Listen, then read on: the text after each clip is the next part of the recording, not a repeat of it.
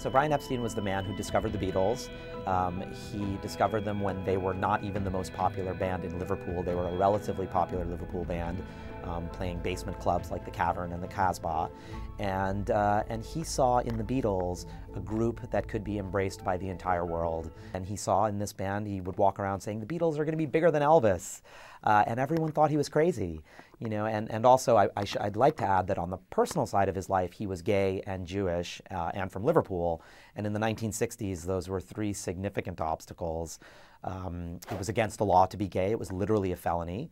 And there was a lot of anti-Semitism in the United Kingdom. And finally, Liverpool was a port town, but there was very little culturally going on in Liverpool. So on top of this crazy vision for a gay Jewish man from Liverpool to run around saying, I found a local band and they're going to be bigger than Elvis, it was ludicrous. But he really chased that vision, and as a result, the world was given the Beatles.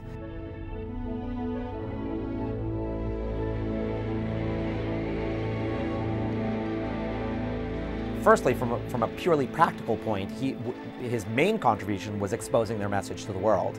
I mean, no record label wanted to sign the Beatles. Literally every single record label turned them down. A British band had never made an impact in America. Ed Sullivan didn't want to book them.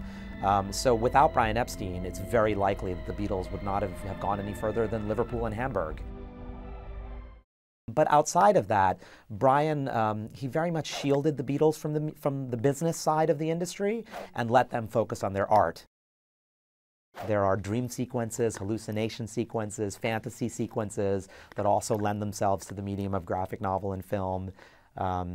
And I'm just so excited to be using two very different pop cultural mediums to tell this story in much the same way that the Beatles use not just their music, but their album cover artwork and their fashion statements. And you know, they expose their art in a lot of different ways. It sort of seems fitting that the Brian Epstein story would be told a great number of ways as well. The comic book is out now, with the film due to follow next year. Vivek says it will be the first feature film about the band allowed to use Beatles music.